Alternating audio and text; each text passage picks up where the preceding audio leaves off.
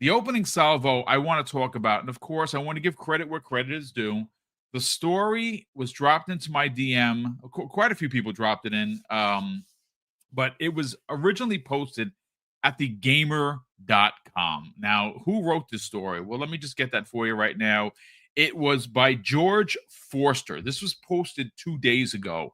And of course, it says the lead title Xbox Insider, Jez Cordon, says State of Decay 3's release could slip from 2025 to 2026. Now, I'm going to be honest with you. I did not think that this game was, of course, releasing in 2025. That's just my hot take.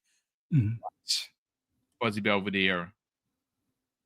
It's coming in 2026. And according, again, I will link the Xbox 2 plus 1 minus 1 plus 2. That's what it's called. It's pretty ridiculous, but funny.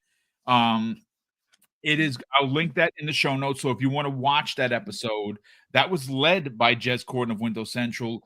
John from Xbox Era, of course, was on it, as well as Insipid Ghost, Luke from the Xbox Expansion Pass. Yes, of course, I love to see Luke doing his thing. He's a phenomenal human, but he's a fantastic podcaster, as well as John. And well, John, we all know John from Xbox Era. No need to further talk about it. But they were talking, well, they talked about a lot of things, but what we're covering here, Fuzzy Belvedere, is what Jez Cordon had to say about State of Decay 3. Now, he says this, and I quote, I did hear as well that they were considering State of Decay 3 for 2025 as well. It's closer to being finished than you would think, but I think they're going to let that one slip until 2026. I would bet money that that it becomes a 2026 game, like early 2026. Jez Cordon of Windows Central, and of course the Xbox 2 podcast. So this is one of those situations, Fuzzy Belvedere, that we're starting to see the first party buildup is starting to become incredible. Like, I know that a lot of people push back on the video that I did the other day about expecting these 9 games. Gears of War E-Day being one of them. Obviously, Oblivion has yet to be announced, but is rumored to be showing up at this, quote unquote, rumored, Xbox Direct 3rd week into January. That is the rumor, right? And there's another one in there, but the other ones all have been announced for 2025.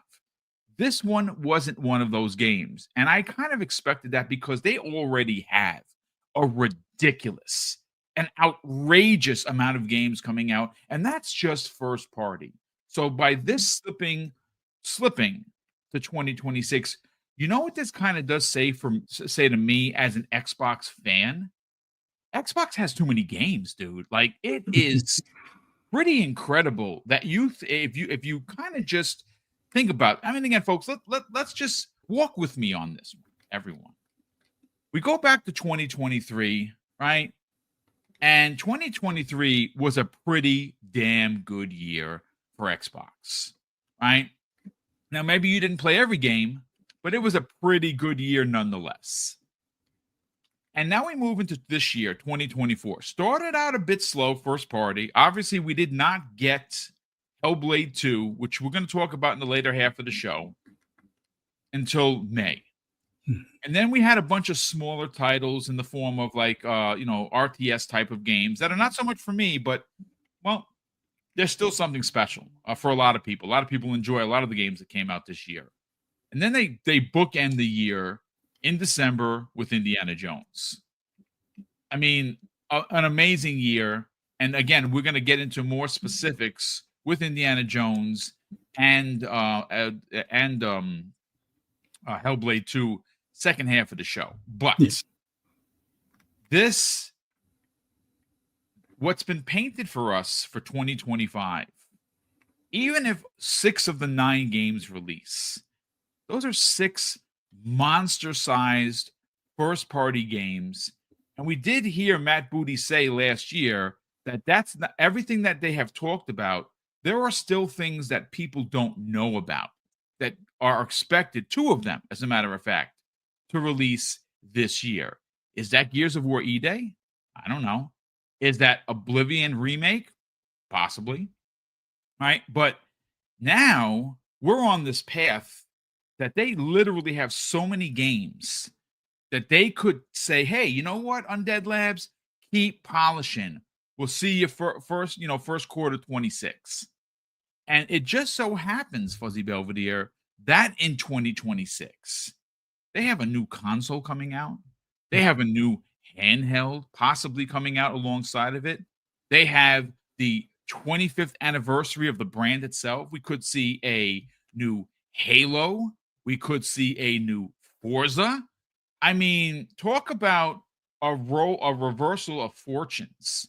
Mm-hmm. PlayStation was the big, and they were kicking ass and taking names 2018, 2019, 2020. Some could even suggest 2021. But they have certainly fallen flat, and they have nothing. There is no roadmap. We're still waiting. I don't know about anyone else. Check your watch. Are you still waiting for that secret showcase? I think we're waiting 4 years at this point, because I don't know where it is, but it ain't been announced. And Xbox seems to be really just dropping bomb after bomb. Let's talk about State of Decay 3 getting pushed back into 2026 simply because already the roadmap for next year is just ridiculous. Yeah, like we got a big surprise when it was the Game Awards with the whole Outer Worlds 2 being in 2025. Like, I don't think anybody had that on their bingo card at all, as far as it being that, fast of a turnaround, considering, what was it, like the showcase 2 years ago, and they were like, yeah, we don't kind of know where we're at with this game, and it's going to be a while before it comes out. But they had a pretty kick-ass, trailer for that showcase a couple of years ago, and then to say, oh yeah, it's coming in 2025 and it's going to be about twice the size and whatnot. Yeah, that was a surprise. So State of Decay 3 even being considered in that slotting, I wasn't expecting it at all. Like, I know they just wrapped up their most recent update for State of Decay 2, and then it's the full team, all hands on deck as far as going on State of Decay 3. So I figured that was like at least a couple of years away.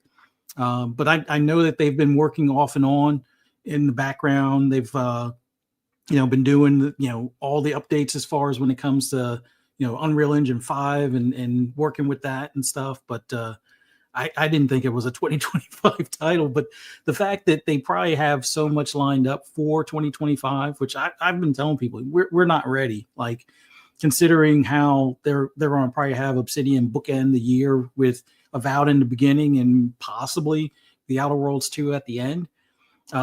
State of Decay 3, it would be awesome to have it in 2025, but I don't think I'd have the time for it, considering how much time I've put into State of Decay 2 as of recent, and just all the games that we're going to be getting, RPGs and whatnot throughout the year. Yeah, I'm kind of glad that it's being bumped to 2026, and who knows, with that additional hardware or new next generation hardware potentially being unveiled that year, make for an awesome launch title or cross-gen title at that point. But yeah, that's just amazing that they have all of these studios working on, like, a lot of the titles that we know. Like, we're starting to get stuff from Rare. They're starting to talk about celebrate the holidays, and we'll have more info for you next year on a title that's not Sea of Thieves. And everybody kind of knows it's Everwild, but it's like that's just one of dozens that we know are in the works. And like you said, there's probably a good handful of ones that we don't even have a slightest clue on. Like, I think Jez and Special Nick and a few others have mentioned that there's like new codename titles out there. Typically that's for games that aren't the ones they've already shown. So those are at least three new titles that's either potentially for this year or within the next year or 18 months, give or take. But yeah, Xbox is, firing on all cylinders now.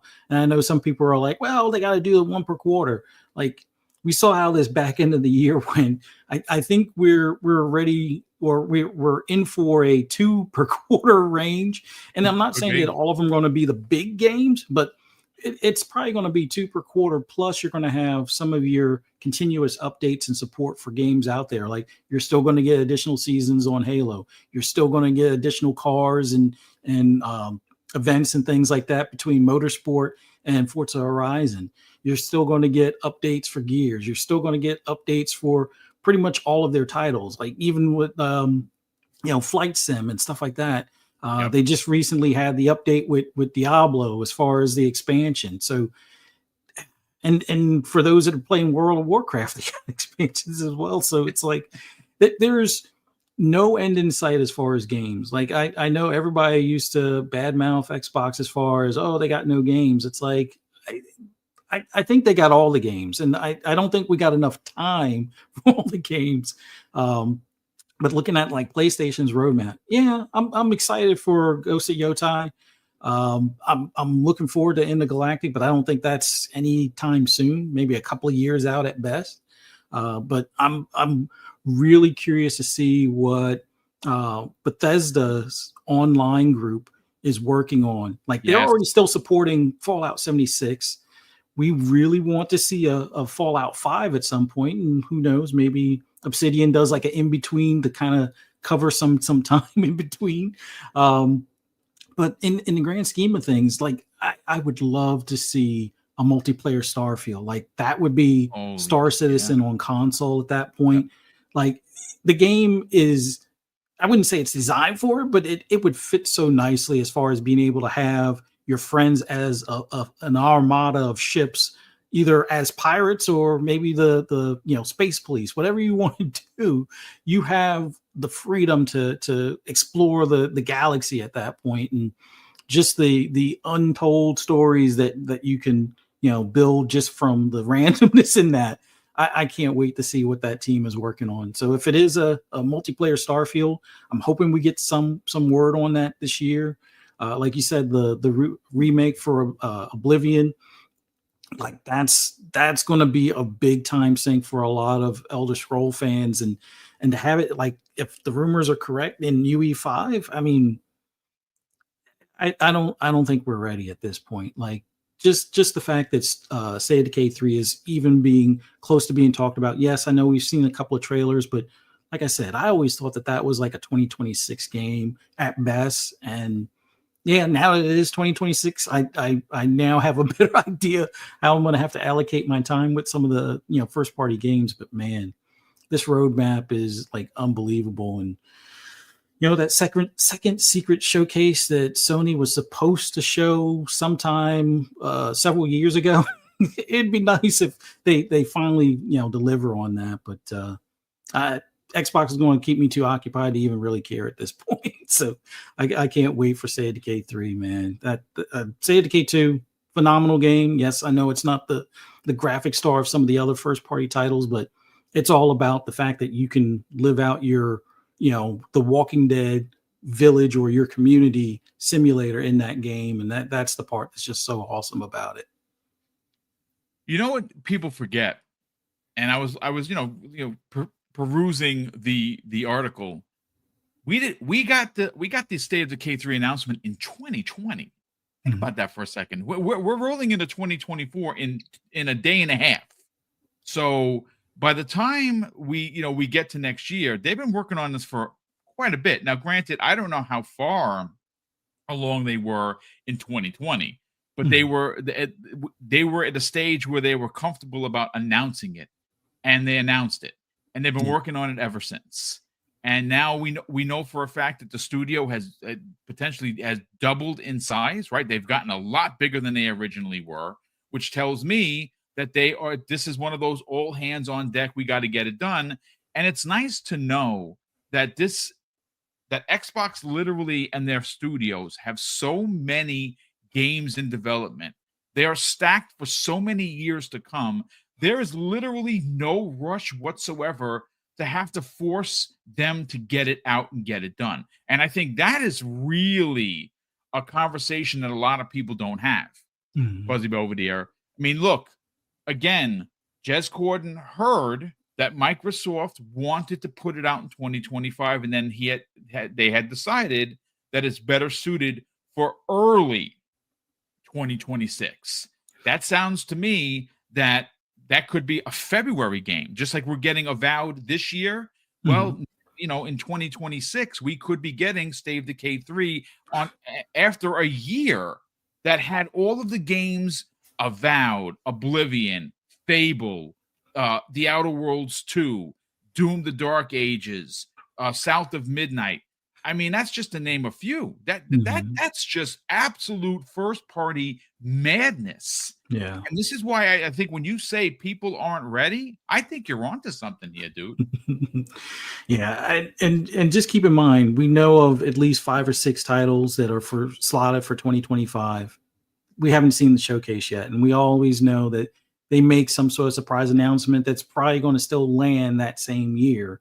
So we could see at least one, if not another 3 titles at the showcase that land this year. We know of a few project games that are kind of rumored to possibly land this year, like Contraband is a possibility as well. Still haven't heard any updates on Project Dragon from IO Interactive, but there's just so much. And I still want to see this Wu-Tang game that has been rumored in the background for a bit. Yep. And there's just it's unbelievable at this point. And like I said earlier, all of those first party studios, each one of them has I would say in most cases, all of them have 2 teams, whether it's a team that does the continuous updates and support for the game after they launch a title, and then the other one's working on the next title, or 2 separate teams working on 2 separate titles. Like we're hearing, even like with Machine Games, they're going to have an Indiana Jones team and they're going to have a Wolfenstein team. So yeah, it's phenomenal now. And I know a lot of people are like, when's Xbox going to have the games? Well, patience definitely is one of those virtues that I'm glad we kind of waited to see. And yeah, it's going to get to the point where we're going to feel like, all right, we need to hold off on some of these games. You're doing too much at this point. But yeah, it's just so much fun, hearing about these upcoming games for the year. And between 2025, 2024 was an awesome year for first party as far as Xbox is concerned. Yeah, I know some people don't really count the games like Aura and stuff like that, but there were plenty of titles that were day one in Game Pass. A lot of first party stuff, more heavily loaded on the back end, even their second party partner deals and things like that we got. And I think this is just an inkling of what we can expect moving forward. I know a lot of people are, they're mad at Xbox for their change in strategy, but given how many games they have, I don't think you're going to have time to worry about what other platforms are playing what, considering you're going to have at least probably a game every other month or one every month kind of thing coming from first party, or some sort of expansion or update from first party. So yeah, we're definitely going to have to clear that backlog a good bit.